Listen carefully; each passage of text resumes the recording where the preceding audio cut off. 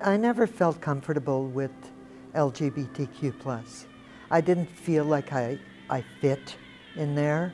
A friend of ours had a dream, two faces or two bodies, and they were interchanging between female and male. They said that the term was two-spirit. When the term came out or was part of the circle, I felt totally comfortable.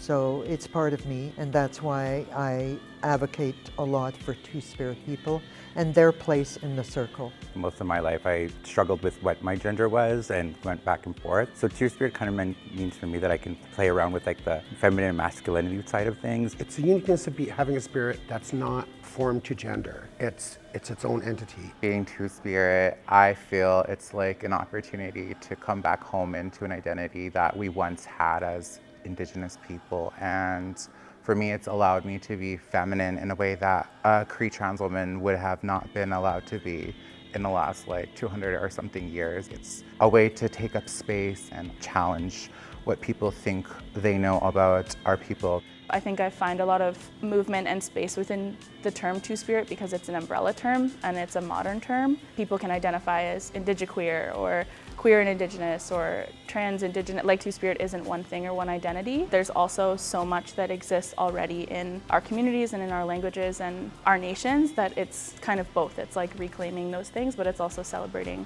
the communities that I'm a part of now. There's all this space that is open to me to explore, and I have that community around me that makes that feel safe. I'm comfortable with my body. My spirit, though, feels bigger than just this. So for me, two-spirit kind of means honoring my own spirit. A little part of me has opened up and felt a lot better. Like, this fits so good.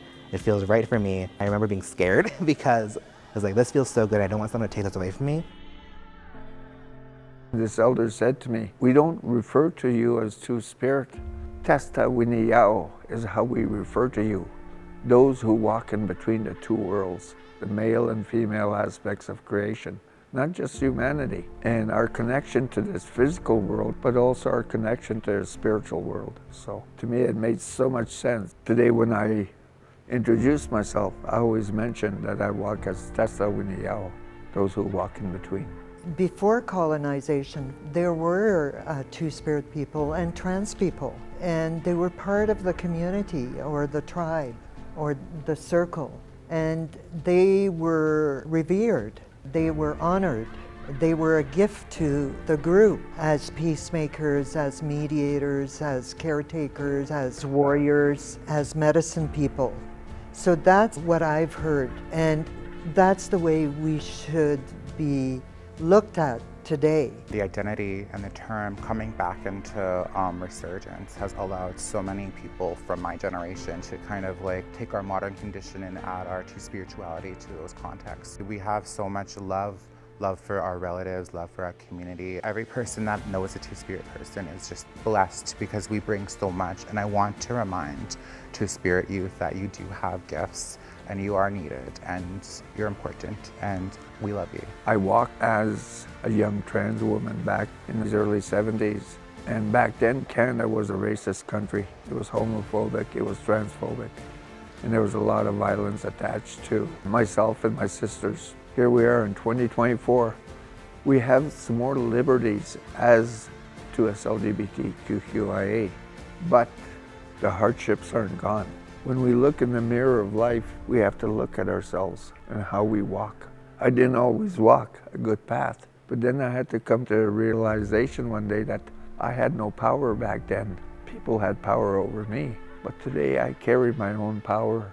And if somebody doesn't want to accept me, well, you can go stand in the other room. I'll stand here with my relatives. I really think that balance really encompasses the two-spirit identity. As a Cree person, when we talk about two-spirit, in that context, it is for me about bringing back a balance between men and women and making sure that all of us live a good life here on Earth. I've been able to learn and evolve and develop amazing friendships through learning about this part of me. I think that's where I draw my strength from, in being able to be unique and feeling okay with it. You know, for a lot of Indigenous queer folks, there was always that place where you've never really felt accepted, but like owning that term and just believing in what it means, it brings people together, especially in our queer Indigenous community. When I came into my queerness, I was also coming into my indigeneity, and so like coming into both queerness and indigeneity at the same time,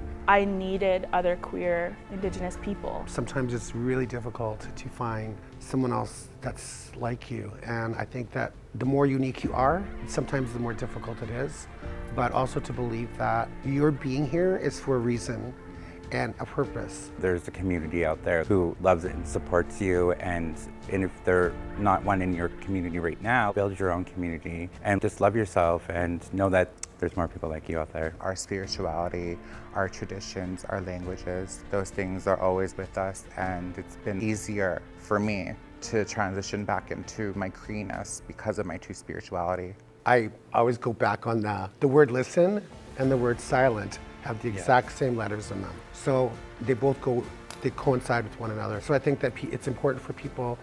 It's one thing for someone to say they're interested in evolving or learning. You have to allow the person to share their experience.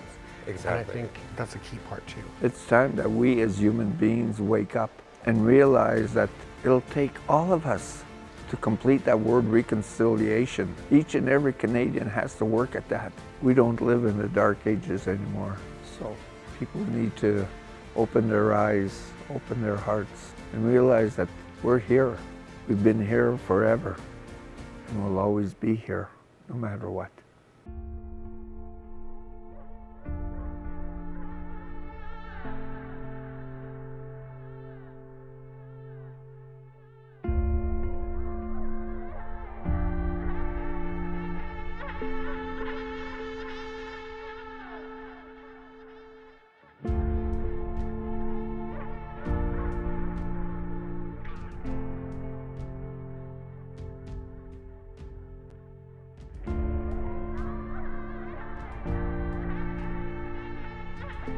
This year marks Re-Emergence, the 35th anniversary of the word Two-Spirit. It also marks the 10th anniversary of the release of the Truth and Reconciliation Commission's final report and the 94 calls to action. Reconciliation really starts with understanding the 94 calls to action and how you as an individual can take that forward and learn and grow. We should celebrate Two-Spirit folks because everyone deserves to be seen. We all have gifts and stories and experiences that add to our communities. I want to thank the Two-Spirit participants who made this project possible, and I invite all members of our communities to learn from these generous folks this Day of Pink.